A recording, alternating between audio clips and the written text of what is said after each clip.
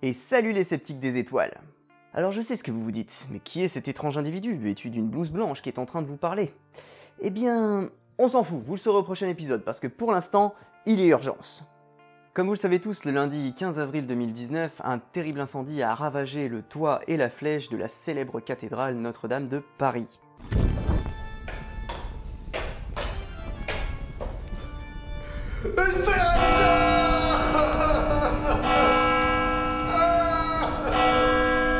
Non, sérieusement, j'ai été comme la plupart d'entre vous profondément choqué de cette nouvelle.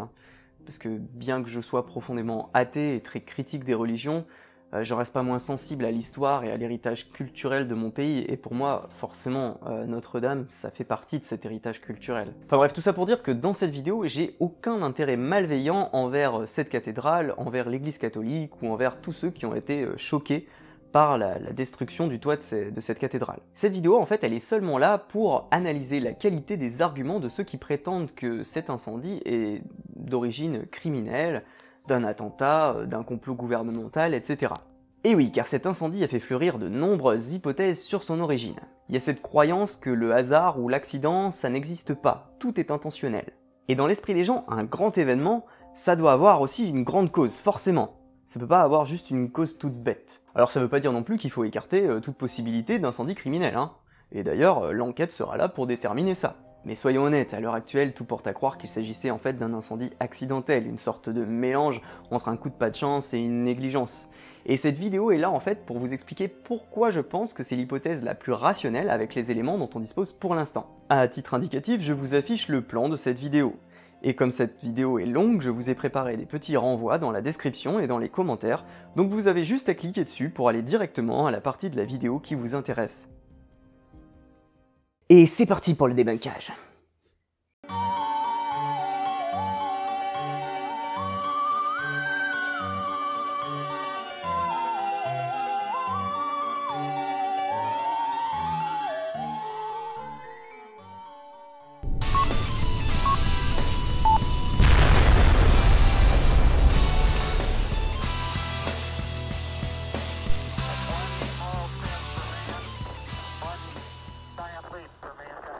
Les arguments en faveur d'un incendie criminel.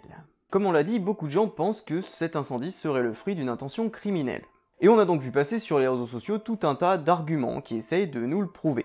Et ce qu'on va faire ici, c'est passer ces arguments en revue un par un et voir un peu ce qu'ils valent. 1. L'église était faite pour résister aux incendies. Et on commence fort avec directement les arguments les plus répandus sur la toile, ceux qui arguent qu'il était impossible que le feu des poutres soit accidentel. Cette idée, qui peut paraître surprenante, est partie de cette vidéo de l'ancien architecte à la retraite de Notre-Dame sur LCI. L'homme, visiblement choqué et ému, ne comprend pas comment une telle chose a pu arriver. Vous savez, Duchesne qui a 800 ans, c'est très dur. On a remis à plat toute l'installation électrique de Notre-Dame.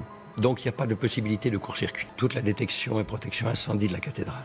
Je veux dire que je suis quand même assez stupéfait. Alors là, je suis perplexe. Déjà, cet homme, il est architecte de profession, il n'est pas spécialiste en incendie. Alors, ce qu'il déclare dans cette intervention sur l'architecture, c'est très bien, c'est très précis, il n'y a pas de problème.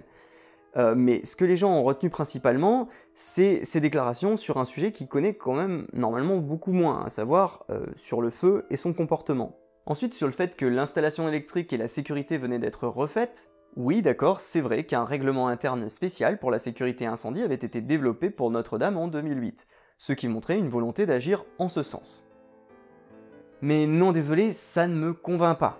Parce que déjà d'une, ce serait pas le premier immeuble à cramer alors que la sécurité vient d'être faite. Ensuite de deux, c'était une période de travaux, donc qui dit travaux dit protocole de sécurité chamboulé, habitudes changées, actes plus risqués, installation temporaire, etc. Et enfin de trois, les avancées de l'enquête qui nous montrent depuis quelque temps que finalement la sécurité de la cathédrale n'était pas si bien respectée que ça, contrairement à ce que disait Monsieur Mouton. Mais bon, on va parler de ça plus précisément un peu plus loin dans la vidéo. Mais moi personnellement, j'aime pas trop me contenter d'un seul avis comme ça balancé à la va-vite par une personne en état de choc sur un plateau télé. Donc pour vous, pour mieux vous informer, j'ai personnellement contacté un expert en incendie habilité par la Cour d'appel de Paris, Daniel Joyeux de l'entreprise Effectis. Daniel Joyeux, bonjour. Alors, pourriez-vous résumer rapidement quelle est votre qualification et votre expérience en matière de sécurité incendie et de recherche de causes d'incendie? Alors moi je suis le président du groupe Effectis, qui est un laboratoire européen qui dispose 5 laboratoires en Europe et qui teste effectivement des produits de la construction par rapport à leur comportement au feu et par rapport au monde également de la réaction au feu. Et en complément, avec mes 25 ans d'expérience dans le monde de la sécurité incendie, j'ai fait brûler effectivement énormément de choses de manière à pouvoir en comprendre le comportement au feu à petite échelle ou à très grande échelle. Je suis en complément expert près de la Cour d'appel de Paris. Maintenant, en tant que personne qualifiée et expérimentée dans ce domaine, est-ce que l'incendie de Notre-Dame vous paraît présenter des caractéristiques inhabituelles? Plus précisément, des éléments qui puissent faire penser à un incendie criminel. L'incendie étant assez dévastateur généralement, sur une seule vision des choses, observation simple des choses, il est quand même très difficile de différencier l'accidentel du criminel. Donc de ce côté-là, seule l'expertise effectivement et la recherche des causes pourra éventuellement conclure sur ce sujet. Mais de manière générale, un scénario accidentel sur cette situation de Notre-Dame est tout à fait possible. Il y a du potentiel calorifique, il y a des possibilités effectivement d'allumage avec les travaux ayant eu lieu tels que j'en ai compris les choses. Donc un scénario accidentel est tout à fait plausible sur ce sinistre. Je vois. Ensuite, quatrième question, que pensez-vous des déclarations de l'architecte en chef Benjamin Mouton qui a déclaré sur un plateau de télévision qu'il ne comprenait pas cet incendie car une poutre en chêne de 800 ans ne brûle pas si facilement et que les installations de sécurité en incendie venaient d'être refaites? Alors, d'une part, je pense qu'il y avait plein d'autres choses à brûler que rien qu'une poutre une grosse poutre en chêne effectivement qui est quand même compliquée à allumer, mais il y avait plein d'autres choses à brûler dans cette sous-face le plénum lié à la toiture. Déjà, je pense qu'effectivement c'est un volume qu'on va pas nettoyer toutes les 5 minutes, hein, donc je pense qu'il y a énormément de débris aussi, au moins de paille, etc., qui sont susceptibles de générer un allumage. Il y a toute la partie sous-face également de toiture. Donc on n'est pas en situation où on attend l'allumage simple d'une poutre. Il y a plein d'autres choses effectivement qui permettent de brûler. En cas de travaux, effectivement, la notion de point chaud est toujours possible. Donc, le démarrage d'un incendie est tout à fait possible dans ces conditions liées à cette sous-toiture de Notre-Dame. La difficulté, c'est qu'il avait été considéré une stratégie d'incendie où effectivement il n'y aurait pas d'allumage en sous-face de toiture. Il est quand même compliqué de considérer, de faire une prévention incendie qui se base sur l'absence de feu. Donc même s'il y a des analyses qui peuvent être faites ou des moyens qui sont faits pour essayer de prévenir que lors de travaux il n'y a pas d'incendie, de manière générale, il est quand même compliqué de baser une stratégie de la sécurité incendie sur le fait qu'il n'y aurait pas de développement d'incendie. Donc par exemple des recoupements, etc. auraient pu permettre de réduire largement la propagation de l'incendie en sous-face de toiture. Il aurait été simple effectivement de recouper en différents volumes ces 1800 mètres carrés initiaux. Même si le feu s'était initié comme il a eu lieu, il aurait pu être plus facilement confiné pendant une période et avec une attaque plus simple des services de secours. Donc ce que vous êtes en train de dire, c'est que la sécurité incendie de Notre-Dame n'était pas si idéale que cela finalement. Je pense qu'en sous-face de toiture, effectivement, on aurait pu concevoir des moyens de prévention un peu plus adaptés. Donc vous l'aurez compris, la thèse envisagée n'est pas si incompréhensible et bizarre que ne le disait l'architecte Benjamin Mouton. Les spécialistes en incendie, ceux dont c'est le métier, trouvent cela parfaitement plausible en fait. Le bois de chêne ne brûle pas si facilement. Des tas de vidéos ont circulé pour essayer de nous prouver qu'une poutre en bois était difficile à faire brûler. De vaillants chercheurs de vérité, chalumeaux à la main, ont essayé de nous prouver que ce feu ne pouvait être que d'origine criminelle.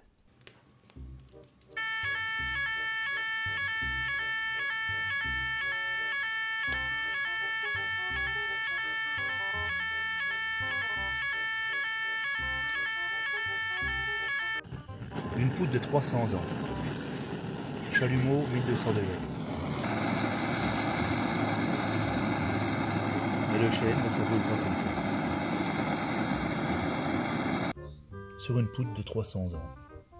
Là aujourd'hui je suis devant une église, bon elle n'est pas aussi vieille que Notre-Dame mais elle est vachement vieille hein, c'est pour dire. Donc on va l'attaquer au chalumeau.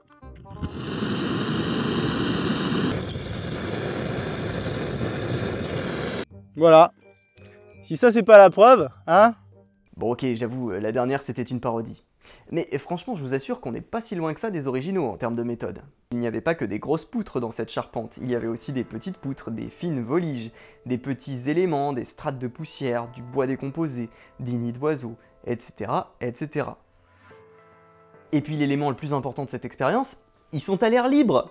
Du coup, les gaz de pyrolyse émis par le feu s'échappent tout de suite, et ils peuvent pas l'entretenir du coup en faisant un effet couveuse, un effet d'emballement.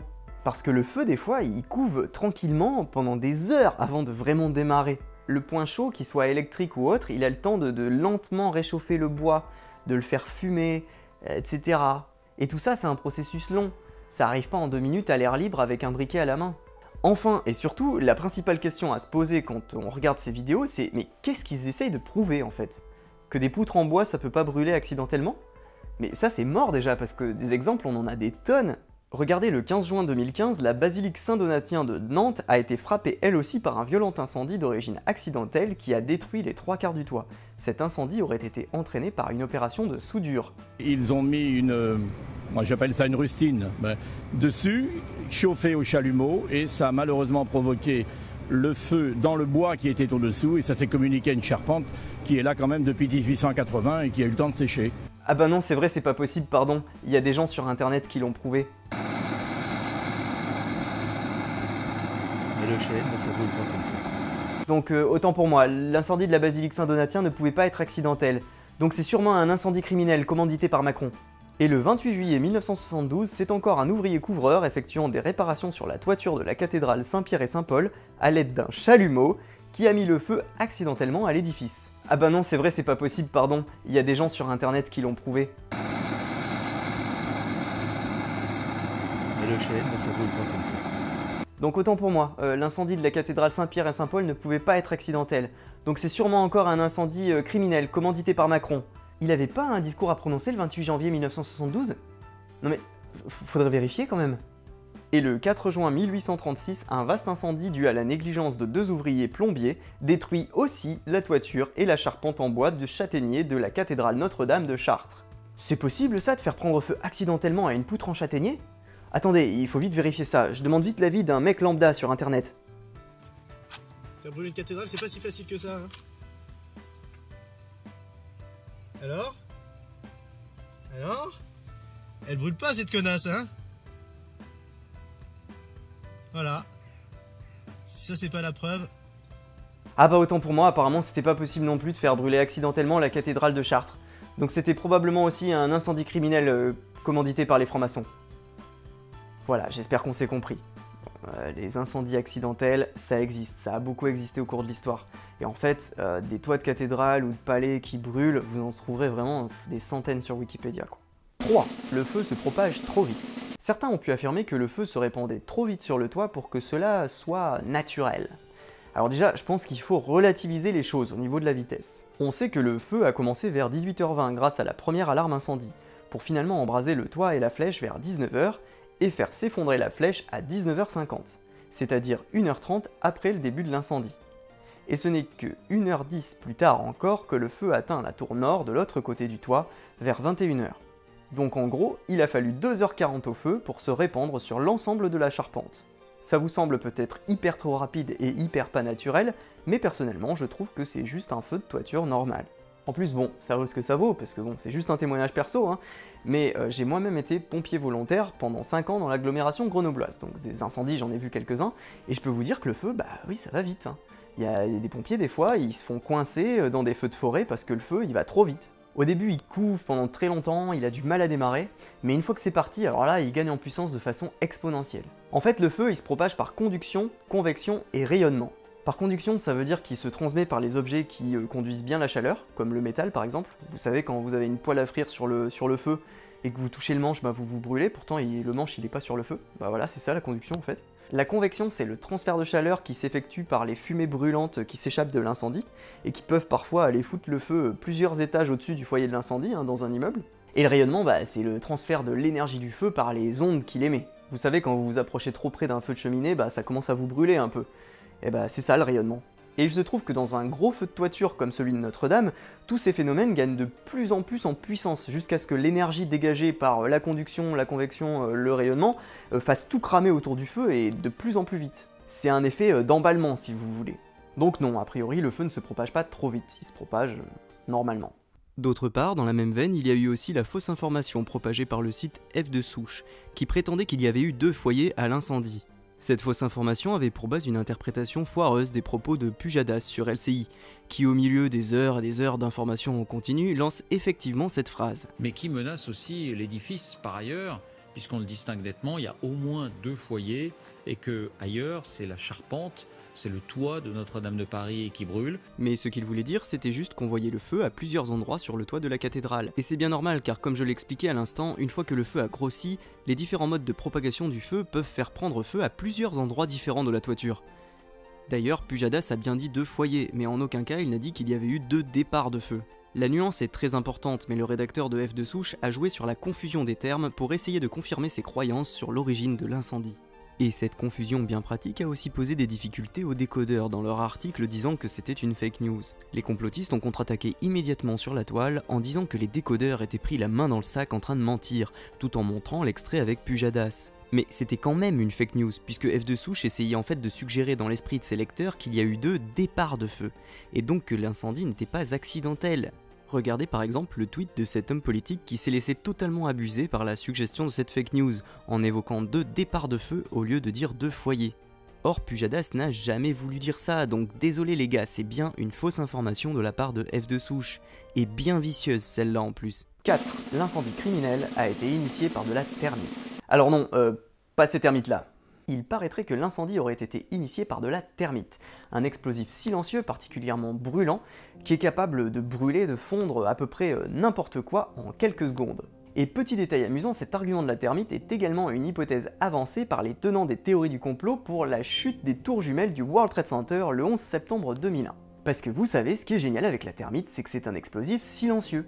Donc quand vous n'avez aucune preuve d'une explosion, c'est quand même vachement pratique de prétendre qu'on a utilisé de la thermite. En fait, ça permet de rendre votre théorie irréfutable. Ah, personne n'a entendu une explosion, oui mais c'est normal, c'était de la thermite, tout va bien.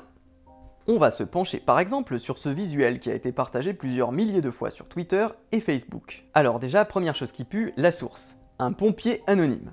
Ouais, ça sent la citation sérieuse tout ça. Ensuite, les fumées jaunes seraient le signe de ces fameuses thermites. Alors non, pas du tout. C'est même vraiment n'importe quoi ce qu'ils nous racontent ces gens-là. Comme on l'a dit, les thermites, elles brûlent en quelques secondes, et en faisant très peu de fumée, ou alors un peu de fumée blanchâtre. Donc c'est pas logique que de grosses fumées jaunes et épaisses soient dues aux thermites. Et c'est encore moins logique quand on pense que cette photo là, elle a été prise au moins 1h30 après le début du feu. Alors qu'on vous explique en même temps que la thermite c'est une hypothèse pour vous expliquer le démarrage du feu. Le démarrage du feu qui se poursuivrait donc encore 1h30 après le début du feu. Attendez, est-ce qu'on se foutrait pas un peu de notre gueule là? Vous voyez, ces gens, je pense pas qu'ils soient forcément tous malhonnêtes, mais je pense qu'ils sont tellement aveuglés par leur désir vraiment de prouver que cet incendie est d'origine criminelle, qu'ils se rendent même pas compte qu'ils sont en train de défendre des choses complètement incohérentes. Non mais franchement, mais qui fait circuler ce genre de théorie? Je fais 15 heures de recherche par jour sur internet! Ah, ok, je comprends mieux. En plus, la fumée jaune dans un incendie comme ça n'a rien de bizarre. Le plomb qui brûle à haute température, ça peut aussi produire des fumées jaunes. Et il y avait des centaines de tonnes de plomb dans la toiture de Notre-Dame. D'ailleurs, la cathédrale de Reims contenait aussi beaucoup de plomb dans son toit, et bizarrement, quand elle a brûlé en 1914, elle produisait aussi de la fumée jaune, comme le prouvent les témoignages. Alors, est-ce qu'il y avait déjà des sabotages secrets à la bombe thermite en 1914 5. Le fer de la flèche n'aurait jamais dû fondre. Dans le même style que le précédent, ce post Facebook qui nous dit que le fer de la flèche n'aurait pas dû fondre car le fer fond à 1538 degrés et que le feu ne dépassait pas 800 degrés. On constate à peu près le même sérieux sur la source, un expert canadien. Vous la sentez encore cette mauvaise odeur de foutage de gueule? Bon, sur la partie couleur des fumées et thermites, rien à dire, on en a déjà parlé. Mais sur l'argument du fer, non désolé, déjà c'était pas du fer dans la flèche, c'était du plomb. Il y avait 500 tonnes de bois, 250 tonnes de plomb. Alors moi j'ai pas demandé à un expert canadien, mais je suis allé voir sur le site de Notre-Dame de Paris. Alors vous me direz, ça change quoi que ça soit du plomb? Bah déjà le plomb c'est beaucoup plus facile à fondre puisque ça fond à 327 degrés. Et encore une fois, ce n'est pas parce que vous n'arrivez pas à le faire dans votre jardin en 30 secondes avec un chalumeau que c'est une preuve que c'est impossible. Et puis de toute façon, entre nous, même si c'était du fer, ça serait pas un bon argument non plus. Car le fer devient aussi très malléable bien avant sa température de fusion, donc il aurait très bien pu s'effondrer sous son propre poids, même à 800 degrés. Donc cet argument est doublement bancal. Je sais pas d'où sort votre expert canadien, mais à mon avis, il devait plutôt être expert en fluide de Pan.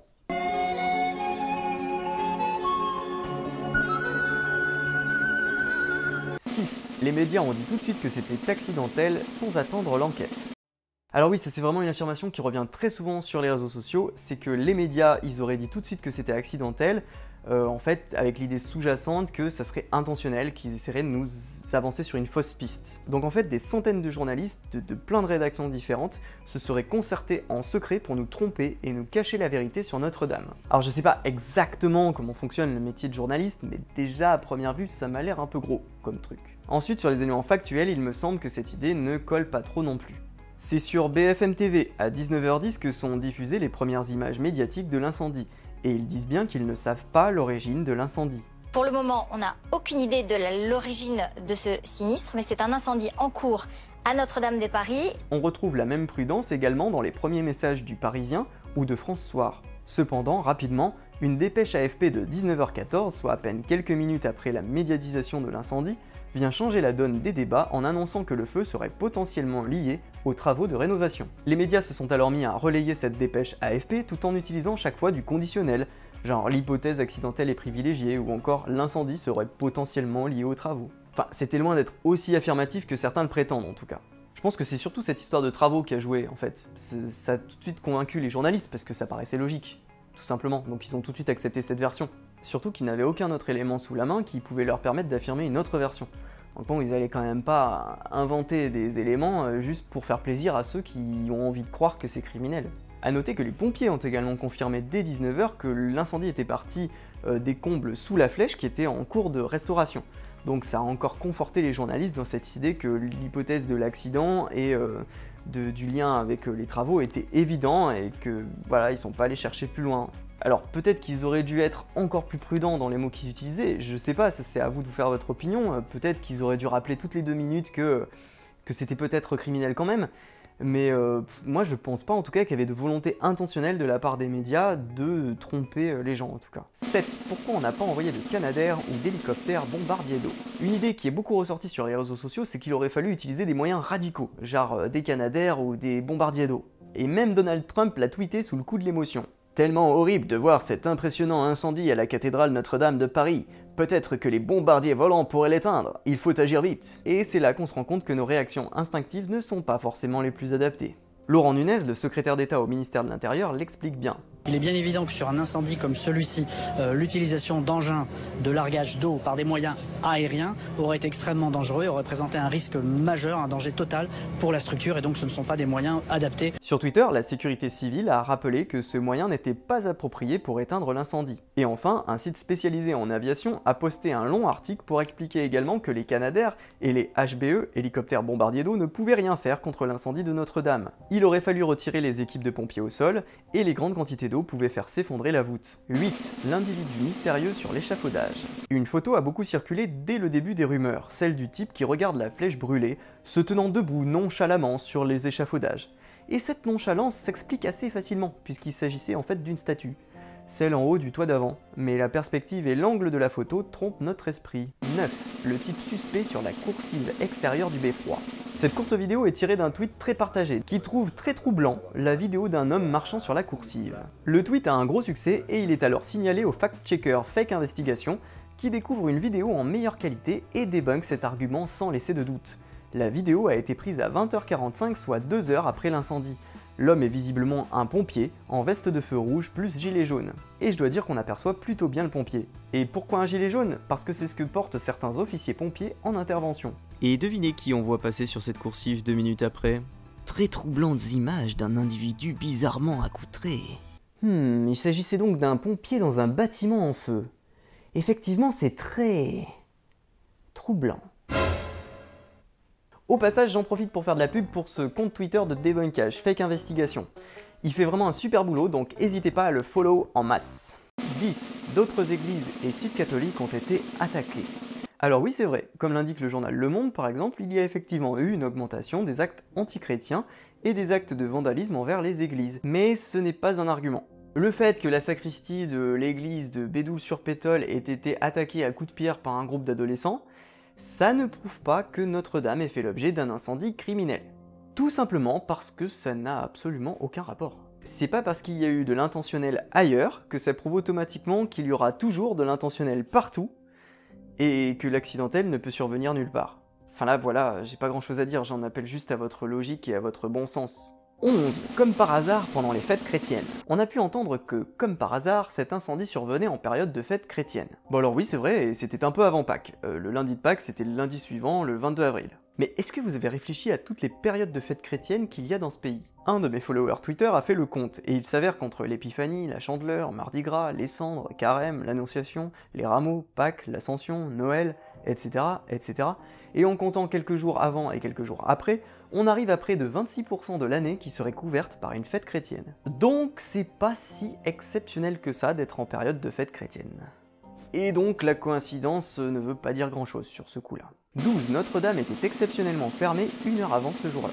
Ici on est sur un scoop du site complotiste Panamza, qui nous raconte que Notre-Dame était exceptionnellement fermée 1 heure avant, ce lundi 15 avril, et que c'était donc super trop bizarre comme par hasard. Alors effectivement, on peut constater qu'il a raison en allant voir les archives web du site de Notre-Dame, que cette date était bien annoncée comme exceptionnellement fermée à la visite 1 heure plus tôt sur ce petit bandeau rouge. Alors Check News, les fact-checkers de Libé ont répondu à cet argument, en appelant directement le Centre des Monuments Nationaux qui s'occupe du planning, et ils leur ont répondu qu'en fait, c'était juste pour une réunion qu'ils avaient fermé 1 heure avant la visite, et que ce genre de réunion était très courante, régulière, et se faisait notamment le lundi.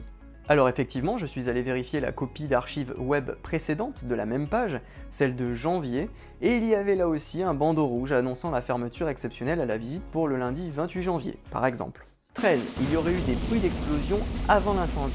Bon, là encore, ça me semble bizarre d'affirmer ça, parce que vu le nombre de gens qu'il y avait autour, s'il y avait vraiment eu des vraies explosions, je pense qu'il y aurait eu pas que quelques témoignages, il y aurait eu des centaines de gens qui auraient été au courant. Et les médias, ils se seraient vite empressés d'en parler. Parce que des explosions, c'est quand même vachement plus vendeur pour l'audimat que juste un incendie tout seul. Mais alors qu'est-ce qui permet à Panamza d'affirmer une telle chose? Eh bien comme d'habitude en jouant sur la confusion des mots. Et c'est ici le débunker Chéri ça va débunker qui a fouillé l'affaire. Encore un autre très bon compte Twitter de débunker que je vous conseille sur Twitter, soit dit en passant. Donc le premier témoignage d'une explosion est celui-ci sur CNews. On a entendu 2 détonations à l'intérieur de Notre-Dame et les flammes qui redoublent de puissance. Alors déjà, mettez-vous d'accord les gars, si tous les médias télé se sont concertés pour vous faire croire à un incendie accidentel, comme vous le prétendez par ailleurs, dans ce cas-là, pourquoi ils vous donneraient les témoignages des explosions? Ensuite, on peut l'expliquer ce témoignage, juste avec le témoignage d'après. La flèche n'a pas tenu, en fait on vient d'entendre un énorme bruit, elle s'est effondrée et les flammes ont redoublé de puissance à ce moment-là. Voilà, donc en fait, a priori, il parle simplement du bruit qu'a fait la flèche en tombant, ou un peu avant de tomber. Mais il n'y a pas eu d'explosion, à proprement parler. Ensuite, sur les autres témoignages, c'est chaque fois pareil. Panamza se contente d'interpréter les paroles des uns et des autres dans le sens de ce qui l'arrange. En plus, une explosion n'aurait eu de sens que si elle avait eu lieu au début de l'incendie. Or, d'une part, on sait que l'incendie a commencé tout doucement par de la fumée et pas d'un coup avec une explosion, et d'autre part, la plupart des témoignages parlent des bruits qu'ils ont entendus pendant l'incendie. Parce qu'un incendie, ça fait du bruit. Il y a des gros trucs qui s'effondrent, il y a des tableaux électriques qui pètent... C'est le même compteur, on me mettait. Hop. Donc pour un incendie, vous trouverez toujours des témoins qui vous parleront de grands bruits, de détonations, d'explosions, etc. Mais c'est juste des mots qui expriment leur ressenti, et pas des témoignages qui prouvent l'utilisation de TNT, de C4 ou de bazooka. 14. La vidéo de l'explosion. Une vidéo vue plus de 600 000 fois sur Facebook montre un extrait d'Envoyé spécial où l'on verrait une explosion suspecte.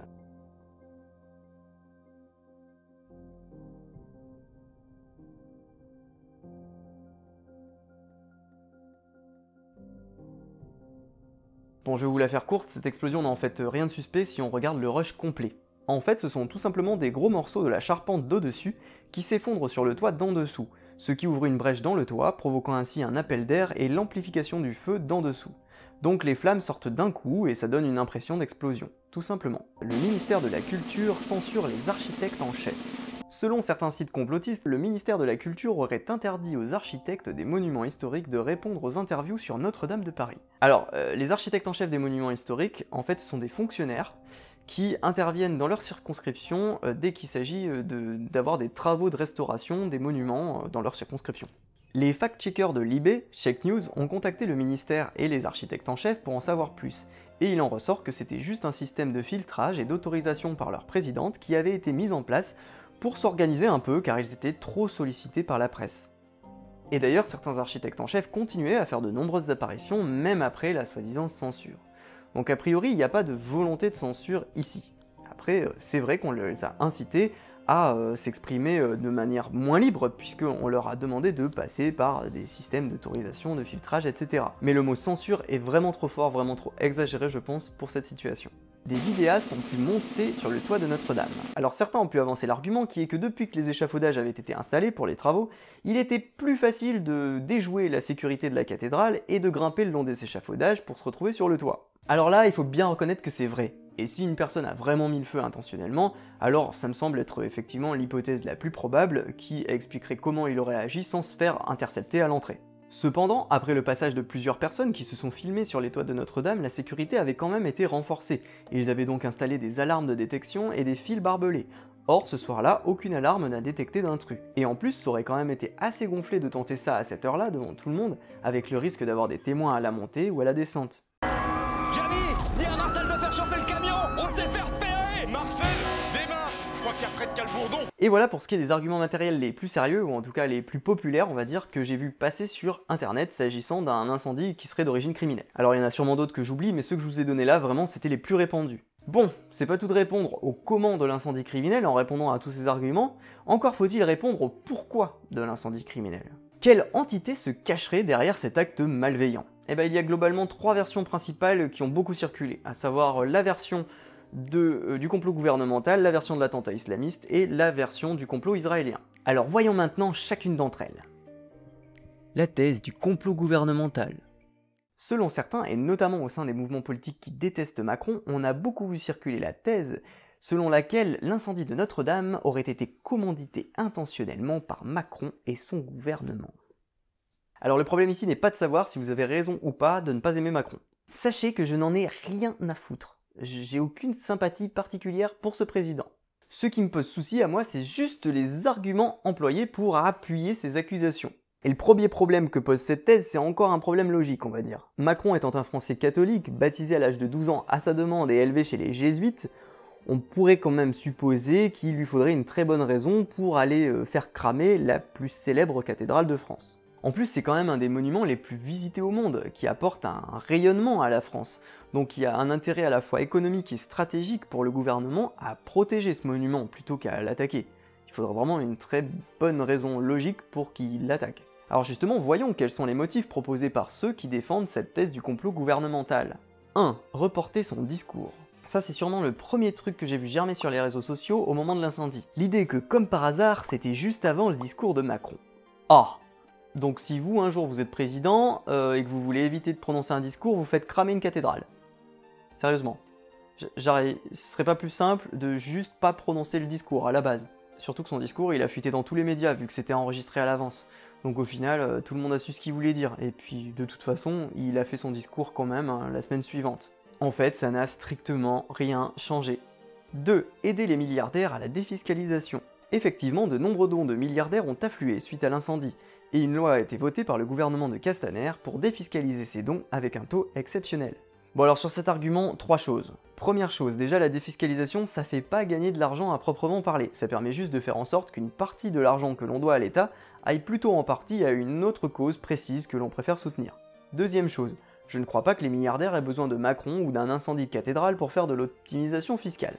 Je crois qu'ils se débrouillent déjà très bien tout seuls. Et enfin, troisième chose, les plus gros donateurs, dont Pinault et Arnaud, ont annoncé qu'ils renonçaient à la défiscalisation de leurs dons. Et d'ailleurs, ils ont déjà atteint leur plafond de défiscalisation pour cette année, donc de toute façon, ça change pas grand chose. 3. L'arnaque à l'assurance.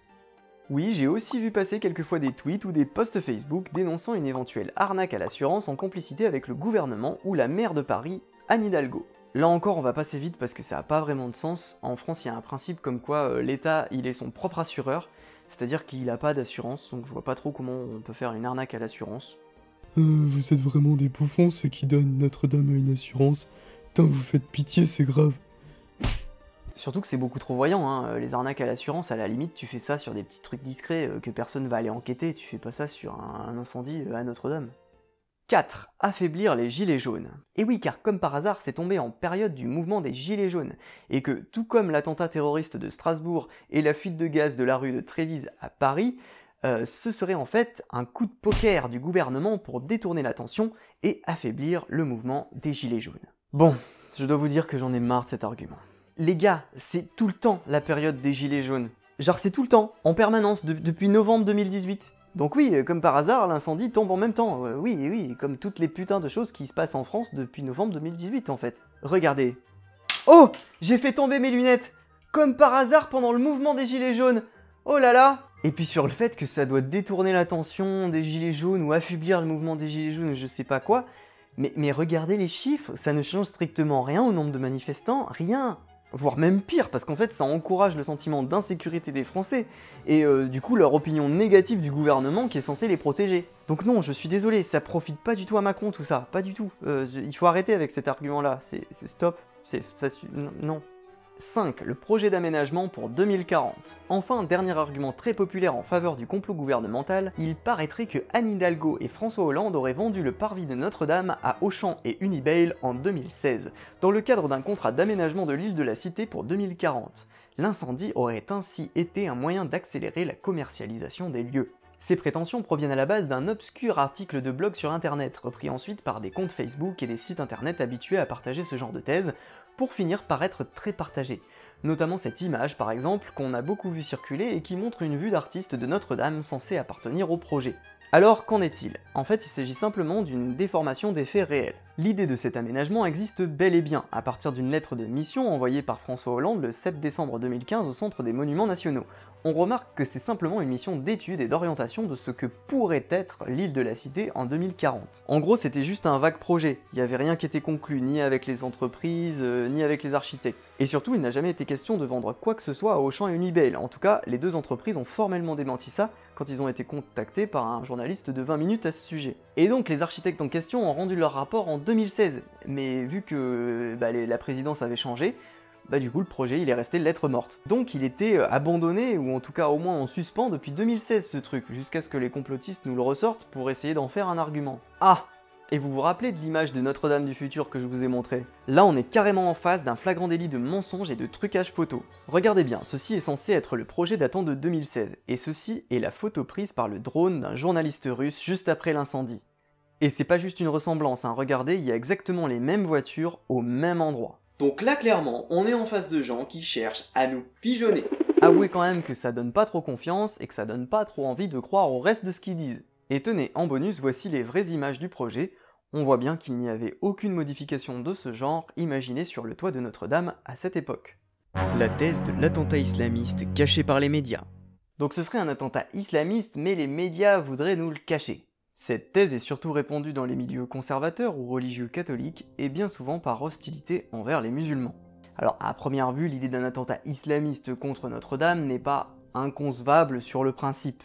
Rappelons quand même qu'un attentat à la voiture piégée contre Notre-Dame avait été déjoué en 2016. Mais dans le cas présent, cette hypothèse ne me semble pas pertinente, et je vais essayer de vous expliquer pourquoi. On peut en fait débunker cette théorie par deux arguments logiques. L'un sur la logique des attentats islamistes, et l'autre sur la volonté des médias de cacher l'information. Alors déjà de 1, les médias ne se privent pas pour sauter dessus dès qu'il y a le moindre doute que ça puisse être un attentat islamiste. C'est toujours très vite annoncé, on le voit à chaque attentat. Donc pourquoi là précisément ils le cacheraient? Je veux dire, ça n'a pas de logique. Ça, déjà pour moi, rien que ça fout en l'air la version de l'attentat islamiste caché.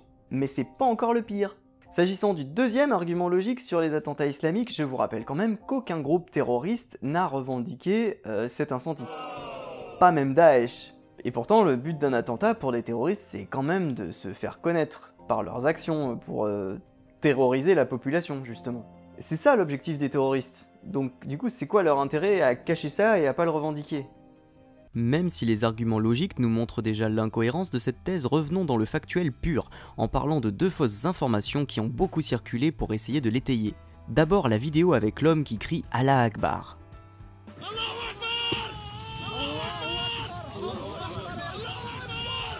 Effectivement, c'est troublant. Bon, je vais utiliser mon petit plugin de debunker, le vérificateur de vidéos en ligne Invid, pour traquer les occurrences de cette vidéo sur la toile.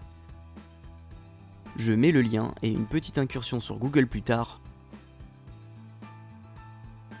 Hop, voici la vidéo originale utilisée pour le fake.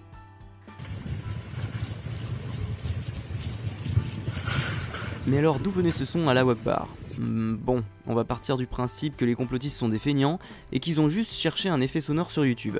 Allahu Akbar Sound Effect.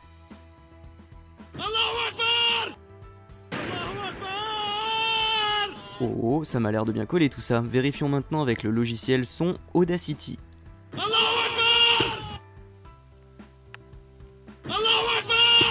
Et voilà le travail, un petit débunkage éclair où je peux vous montrer mes outils et ma méthode de recherche, ça fait toujours plaisir. Fausse information suivante, les musulmans qui rient devant la cathédrale en feu. Cette fois-ci ce n'est pas un trucage, mais simplement une sortie du contexte. Les deux personnes ont été retrouvées par des journalistes, ce sont en fait des étudiants en architecture qui étaient choqués par l'incendie de Notre-Dame vu qu'ils avaient bossé sur son architecture. D'ailleurs, en guise de preuve supplémentaire, voici la conversation de l'un d'entre eux sur Snapchat le soir de l'incendie. Il a l'air d'être, tout comme nous, attaché à Notre-Dame. Pour l'image où ils rient, ils expliquent simplement qu'ils avaient été photographiés pile au moment où l'un d'entre eux s'était pris la rubalise dans la tête, ce qui les a fait rire. Ils expliquent que depuis, ils sont régulièrement harcelés à cause de cette photo. Parce que c'est ça aussi la réalité des fake news, ça ne touche pas seulement les gouvernements ou les médias, ça peut aussi toucher les gens normaux ou les petites entreprises. Donc voilà, hein, sans même parler de l'absence totale de preuves matérielles, on n'a vraiment rien qui pousse en faveur d'un attentat islamiste. Donc cette hypothèse, elle est clairement à rejeter. La thèse du complot israélien. Bon, avouez, une théorie du complot sans Israël, ça serait un peu comme des fraises sans chantilly ou un repas de Noël sans pinard. Enfin bref, on sentirait qu'il manque quelque chose quand même. 1. Les noms israéliens. La version du complot israélien est notamment celle défendue par Panhamza, le site complotiste géré par Hicham Hamza. Cette personne milite activement sur internet pour essayer de prouver que le terrorisme islamiste n'existe pas et que tous les attentats du monde sont en fait commandités par les juifs ou dans l'intérêt d'Israël. Selon lui, le but secret des juifs serait de diviser les chrétiens et les musulmans. Et à chaque attentat, il nous sert cette soupe. Et là, comme d'habitude, il s'est évertué à farfouiller partout pour essayer de trouver des liens plus ou moins alambiqués avec Israël, notamment en cherchant parmi les acteurs de l'événement des noms à consonance juive ou des personnes en lien quelconque avec Israël. Un jeune Israélien arrêté sur le parvis de Notre-Dame. Le chef des pompiers est issu de Tsahal. La couronne de Jésus recueillie par une financière de Tsahal. Notre-Dame était sécurisée par un franc-maçon. Alors, j'aurais bien aimé vous débunker tout ça, hein, sincèrement, mais en fait ça va être un peu compliqué. Déjà, les informations précises sur l'Israélien arrêté, le chef des pompiers de Tsahal, ou encore le chef de la sécurité des francs-maçons, là, c'est réservé aux abonnés de Panhamza. Et oui, parce que l'antisionisme c'est bien beau comme cause, mais il faut quand même que ça rapporte de l'argent. En fait, outre son acharnement à essayer de trouver des Israéliens ou des Juifs à tous les stades de cette affaire, de chez les pompiers jusqu'au musée qui accueille la couronne d'épines en passant par l'équipe de la sécu et le personnel de ménage, Panhamza n'a rien de concret sur un lien avec Israël. 2. La vengeance du rabbin et l'autodafé du Talmud. Alors il y a d'autres adeptes du complot israélien qui ont tergiversé là-dessus malgré tout. Parmi eux, Laurent Glosy, qui se base sur le tweet d'un rabbin pour sous-entendre que les juifs pourraient être derrière tout ça. Il jubile de l'incendie de Notre-Dame. Bon, en même temps, j'ai envie de dire, c'est normal. Le mec, c'est un rabbin ultra-orthodoxe. Il jubile de l'incendie comme le ferait un imam salafiste. C'est la même chose, je veux dire, c'est la manifestation habituelle de la fameuse tolérance des religieux intégristes, en fait. Et pour le reste, Laurent Glosy se base sur la numérologie et sur des arguments bibliques qui me parlent pas du tout à moi, hein, étant athée et ne croyant pas à la magie et au paranormal. Le secret de la numérologie de la synagogue de Satan, on voit bien que je parle d'un monde qui existe et qui est réservé à effectivement à des têtes à des têtes talmudiques. A noter que Glosy est lui-même un catholique intégriste qui écrit des livres pour dénoncer un ordre satanique pédophile issu des Illuminati qui dirigerait notre planète. Mais il y a quand même un argument essentiel qui revient à la fois chez lui et chez un autre complotiste aussi. Stéphane Blett, dont la vidéo a été partagée par le site d'Alain Soral, Égalité et Réconciliation. Alors maintenant, je vais vous montrer un petit peu mon travail de spécialiste de la numérologie et de la Kabbale. 1242. Le Talmud est donc brûlé à côté de Notre-Dame. 2019, l'église Notre-Dame est détruite, en tout cas brûle. C'était il y a 777 ans. 777. 777. Alors pour le lieu de l'autodafé du Talmud déjà, c'était pas à Notre-Dame, c'était sur la place de l'Hôtel de Ville, à environ 500 mètres de la cathédrale. Et puis encore une fois, j'ai rien à dire sur les arguments numérologiques, parce que comme je vous l'ai dit, je crois pas à la magie et au paranormal, donc à partir de là, je vois pas le rapport entre des chiffres et un incendie. Et à noter quand même au passage que ce Stéphane Blett a été condamné en 2017 pour avoir dit que la France était sous une insupportable domination juive. Voilà. 3. La mosquée d'Al-Aqsa brûle en même temps que Notre-Dame. Enfin, dernier argument des antisionistes en faveur d'un complot israélien, le fait que la mosquée d'Al-Aqsa à Jérusalem aurait brûlé exactement au même moment que Notre-Dame. Sauf que cette affirmation, elle est encore aux 3/4 fausse, comme d'habitude. Or bon, effectivement, ça s'est passé à peu près au même moment, disons 1h30 après Notre-Dame, d'après ce qu'on peut voir des tweets des premiers témoins de la scène. Mais Panamza a visiblement oublié de vous préciser que c'était juste une petite cabane de garde à côté de la mosquée Al-Marwani, à quelques centaines de mètres d'Al-Aqsa, qui a cramé. On peut voir ici la publication de l'agence palestinienne Wafa qui le confirme, accompagnée d'une photo de la cabane touchée. Je précise que l'agence palestinienne Wafa est anti-israélienne, donc aucun conflit d'intérêt avec les sionistes. D'ailleurs, le lendemain matin, les responsables de la mosquée ont confirmé que la cabane avait cramé à cause d'enfants palestiniens qui jouaient avec du feu. Enfin bref, vous m'avez compris quoi. C'est un truc hyper facile à vérifier, un truc hyper faux. Et pourtant, Panamza continue à le rappeler à chacun de ses posts quasiment, soit sur internet ou sur les réseaux sociaux. Pour rappel, attention, Notre-Dame elle cramait en même temps que la mosquée d'Al-Aqsa. Non, c'est pas vrai. C'est bizarre, c'est comme s'il essayait de nous manipuler. Enfin c'est soit ça, soit il est trop nul pour vérifier une information. Mais dans les deux cas, qu'il soit un manipulateur ou un incompétent, ça devrait constituer quand même une bonne raison de plus jamais faire confiance à ce mec et à son site internet. Voilà, ça c'est dit. Donc au final, sur le coup du complot israélien, vous m'avez compris, ça m'a l'air complètement à côté de la plaque. Et voilà pour ce qui est des thèses sur le pourquoi de l'incendie criminel. Je vous ai résumé les plus populaires, celle de l'attentat islamiste, celle du complot gouvernemental et celle du complot israélien. Bien sûr, j'ai fait des sélections, j'allais quand même pas vous montrer des trucs totalement loufoques. Quoi ? Vous voulez les voir quand même ? Bon allez. Les thèses les plus loufoques. Bon alors je vais pas trop m'étaler là-dessus non plus, parce que sinon on va m'accuser de caricaturer. Mais il fallait quand même que je vous montre ça, au moins pour le plaisir des yeux. La manifestation du feu dans la cathédrale Notre-Dame de Paris aura des répercussions sur le maillage énergétique de la France et dans d'autres pays. Elle se situe sur un point de départ d'une grille énergétique qui génère avec d'autres édifices des ondes de forme liées à la matrice de la Terre. La matrice relie d'autres bâtiments encore plus anciens comme les pyramides, construites comme les cathédrales avec la géométrie sacrée. Toutes ces œuvres partagent un même centre qui participe au maillage de la Terre, c'est-à-dire à l'emprisonnement de la Terre. Tout ça pour vous dire que ce qui est arrivé à Notre-Dame de Paris est une sorte de libération et de nettoyage énergétique qui aura comme répercussion principale l'ouverture des consciences, même si les forces obscures voudront en détourner les effets positifs. Bon voilà, je crois que c'est clair. Qui aurait quelque chose à rajouter là-dessus ? Et elle me dit, moi je pense que tu es connecté à Notre-Dame. Je dis, écoute, je vais faire une canalisation parce que je veux vraiment en être sûre. Je trouve qu'il y a quand même des coïncidences un peu spéciales. Et donc j'ai fait la canalisation. Chère Soledad, je te remercie de ta connexion à mon entité, à l'entité cathédrale Dame de Paris. Effectivement, ta fièvre était prévue depuis longtemps. Tu es reliée à moi depuis l'époque où tu étais guérisseuse et que tu venais prier pour la guérison des êtres qui venaient à toi. Ouais, d'accord. Sinon, quelqu'un d'autre ? Moi, je vous dis que c'est le lobby judéo-nazitionniste, et c'est mon droit de le penser, au vu de ce que je viens d'argumenter, qui est derrière ce à quoi on assiste. Non mais est-ce que vous avez des preuves au moins de ce que vous avancez ? Entre le 18 juin 2017, date du deuxième tour des élections pour les députés, et le 15 avril 2019, s'est écoulé 666 jours. La marque de la bête. Comment ? Mais oui ! 666 ! C'est exactement ce que j'ai sur ma calculette. Ça explique tout. Ah, attendez. On me signale dans mon oreillette que le coupable de l'incendie de Notre-Dame se serait dénoncé dans une vidéo YouTube.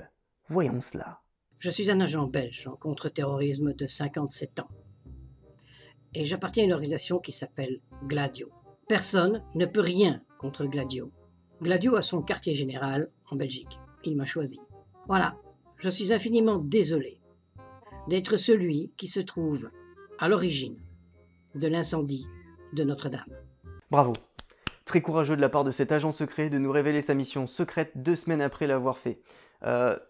Merci. Le peuple te remercie, parce que le peuple a le droit de savoir. Dernière partie. Au final, que s'est-il passé? Alors, est-ce que ça veut dire que je peux aujourd'hui vous affirmer avec 100% de certitude qu'il ne s'agit pas d'un incendie criminel? Non, bien sûr. Je reconnais qu'il subsiste une mince probabilité pour que le feu soit d'origine criminelle, par exemple par un délinquant qui aurait grimpé le long des échafaudages. Mais étant donné qu'il n'y a pour l'instant strictement aucun élément matériel qui puisse faire penser que c'est un incendie criminel, alors il faut privilégier la thèse la plus probable, la plus courante, c'est-à-dire la thèse accidentelle. Et vous avez tout à fait le droit de croire l'inverse, c'est pas mon problème. Mais ça veut juste dire qu'alors c'est un choix politique ou spirituel de votre part, et pas un choix qui se base sur un raisonnement logique. Et l'état actuel de l'enquête va clairement dans le sens de cette logique pour l'instant. Alors l'enquête déjà à la base elle a été ouverte pour destruction involontaire par le parquet de Paris. Et il y a 3 pistes actuellement suivies par les enquêteurs, la piste accidentelle, l'acte involontaire et la piste criminelle. L'enquête se focalise néanmoins sur les 2 premières hypothèses, à défaut d'éléments matériels permettant à ce stade d'étayer la piste criminelle. Rien ne va dans le sens d'un acte volontaire, comme l'a affirmé le procureur de Paris, Rémi Heitz. Et concernant les moyens de l'enquête, la direction de la police judiciaire a dépêché 50 enquêteurs de la brigade criminelle. Et pour trouver des éléments fiables et concordants, tous ces enquêteurs sont répartis en 2 groupes d'enquête. Et pour l'instant, les policiers estiment que si c'est un accident, c'est à 90% de chance un départ électrique, parce que c'est la seule source d'énergie du bâtiment. Surtout qu'on estime qu'il n'y avait pas de travaux de soudure en cours ce jour-là sur le toit. Et pour mieux comprendre comment de l'électricité peut provoquer un incendie, je vous présente un autre youtubeur bien meilleur bricoleur que moi, Monsieur Bidouille. Salut Bidouille, tu vas bien? Et salut, amis débunkers. Alors, comment un incendie peut partir de l'électricité? Dans le cadre de l'incendie de Notre-Dame, dans l'hypothèse où l'incendie serait parti du système de cloche dans la flèche, ça serait plus un feu au niveau des installations électriques, qui peuvent se faire de 2 manières. Un arc électrique ou une accumulation de chaleur. Un arc électrique est dû à la ionisation de l'air entre 2 potentiels électriques. L'air n'est pas un isolant électrique infini et dans certaines conditions, le courant peut passer.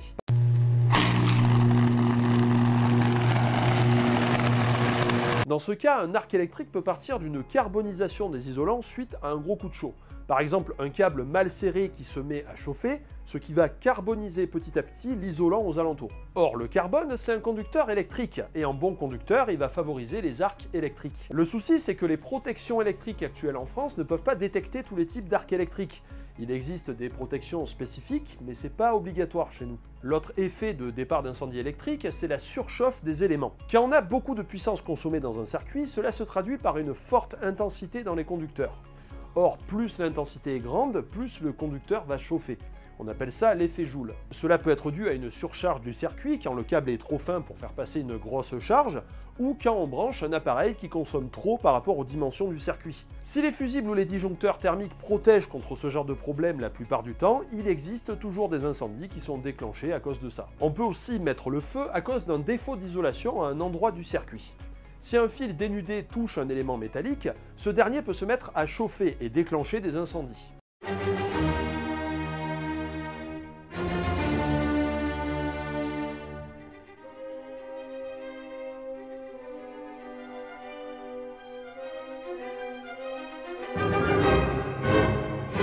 D'ailleurs, dans certaines installations où les circuits électriques sont très importants, comme dans une centrale nucléaire, on passe régulièrement les armoires électriques à la caméra infrarouge pour vérifier s'il n'y a pas de point chaud à cause d'une mauvaise connexion. On parle souvent de court-circuit comme la cause des incendies, mais en fait, c'est pas la cause principale. Parce qu'un court-circuit franc, c'est-à-dire la phase et le node qui se touchent, ça se constate immédiatement au moment de la mise sous tension du circuit. Le disjoncteur saute immédiatement et l'électricien pousse un juron bien senti. En revanche, un court-circuit peut être l'effet secondaire d'un feu électrique. Quand les isolants ont fondu, les câbles peuvent venir à se toucher. Et là, si la protection électrique fait mal son boulot, un court-circuit peut monter à des températures infernales extrêmement vite. Comme vous pouvez le voir sur cette vidéo, où j'arrive à fondre de l'acier avec un court-circuit justement. On met 2 bouts de métal entre les 2 pointes, ça fait un court-circuit, l'intensité augmente, et par effet Joule, la chaleur augmente aussi. Le métal finit par fondre. Voilà, on a fait une soudure résistive. Une soudure dégueulasse, mais quand même. Donc, comme vous pouvez le voir, les incendies électriques, c'est possible, et ça peut être très violent. En général, l'installation électrique prend feu et va servir de base pour mettre le feu au reste du bâtiment. Un feu électrique peut se déclarer après des années de dysfonctionnement, le temps que les appareils se dégradent de l'intérieur ou qu'une petite pichenette venant de l'extérieur déclenche la catastrophe. Et bien sûr, on peut aussi avoir une accumulation de facteurs extérieurs aggravants, comme de la poussière, une armoire électrique endommagée qui prend l'eau, etc., etc. En général, pour un circuit électrique, c'est au niveau des connecteurs et des interrupteurs qu'il y a le feu, comme les douilles d'ampoule, les raccordements dans une boîte de dérivation, un tableau électrique, une prise électrique ou un interrupteur. Mais on a aussi une mention spéciale pour les rallonges électriques et les multiprises, qui peuvent devenir un risque potentiel si on les utilise mal. Bref, l'électricité, c'est pas parce que c'est invisible que c'est pas dangereux, et c'est même une des sources les plus fréquentes d'incendie. Et merci à toi Monsieur Bidouille pour ton intervention. Et allez voir sa chaîne YouTube si vous ne la connaissez pas déjà. C'est de la vulgarisation scientifique, technique, historique, enfin en tout cas c'est vraiment très instructif, donc allez-y. Alors bien entendu, les entreprises de travaux de rénovation en cours et leurs ouvriers ont été entendus, parce qu'il pesait de forts soupçons de responsabilité sur eux pour un éventuel souci électrique. Et ce qui est sûr, c'est qu'ils persistent à affirmer qu'aucun de leurs salariés n'était présent sur le site à cette heure-là. Mais l'enquête a ensuite connu un rebondissement, révélé une semaine plus tard par le Canard enchaîné.